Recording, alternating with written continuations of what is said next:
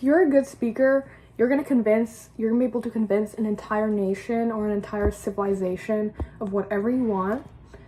I think that's a pretty interesting way to start off a video, but like you can't even disagree with me, right? Like, if you are a good speaker, and this is especially seen with like political leaders, anyone in government, any kind of advocate, anything, you can convince, especially a young population, college students, you can convince them so easily of whatever the hell you want to.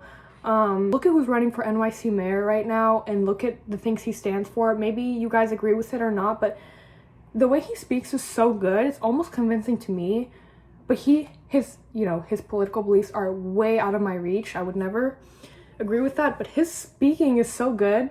And so I think that's like a perfect example of being a good speaker is the most powerful thing like you can have, even if your heart is not in the right place or your set of values or morals or whatever is just not right ultimately, like if that's what you believe.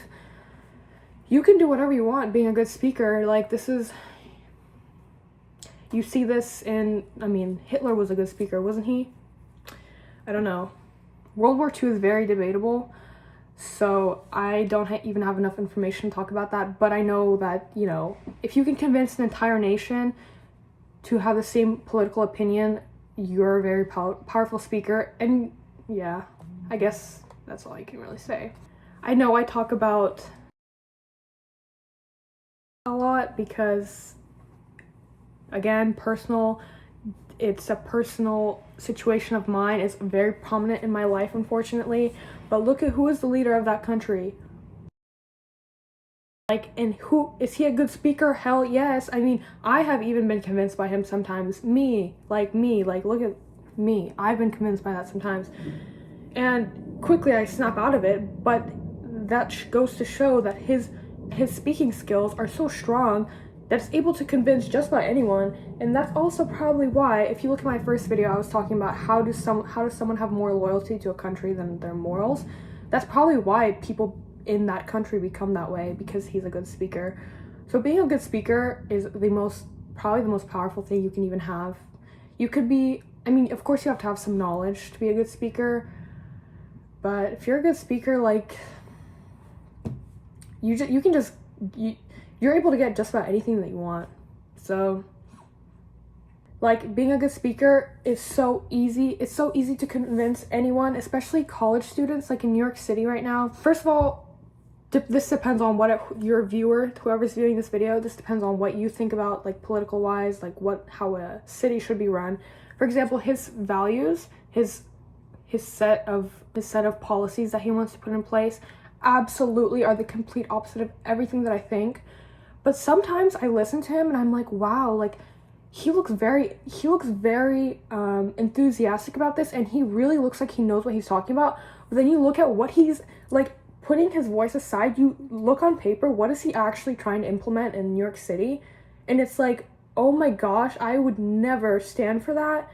But then his voice is so convincing, and because it's so convincing, like, social media is the biggest issue right now, I think, in like politics, or anything. Like, social media is like one of the biggest issues right now with the young generation, not just the young generation, everyone, but specifically the young generation, as we're so tied into social media. So when you have this leading candidate talking about all his policies, but in a very convincing way, in a very enthusiastic, like, I care for the people.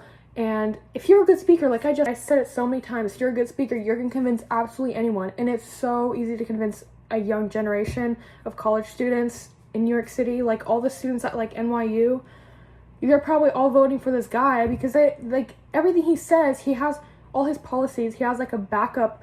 He can explain it to them in a very simple way that sounds so great. Like, he's gonna change everything for them, when ultimately that's just not going to happen. And a lot of these people don't know history, they don't know anything. They're probably studying, like, you can be smart academically, but if you're not smart in terms of like history or understanding the way the world works, you're doomed. Like, we're all doomed. Being smart academically is very important, I think, but also I don't know, I think being smart not streetwise, but I guess, philosophy, and I don't know, I don't know how to explain this. Being smart outside of being academically smart, like, your ACT score does not compare to your knowledge and the way life works. Like, I think your ACT score does not matter at all.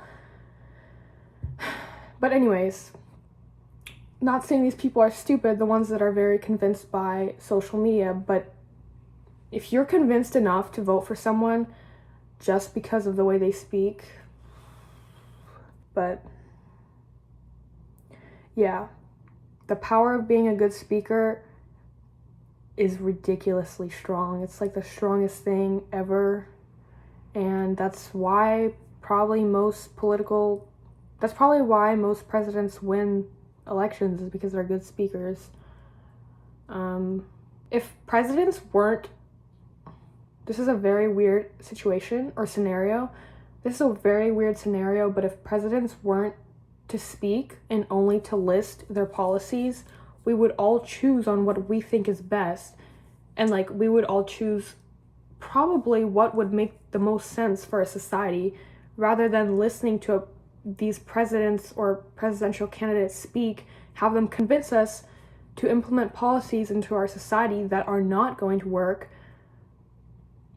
But you're convinced because they are a good speaker. So yeah, that's all I have to say. Thank you for watching this video.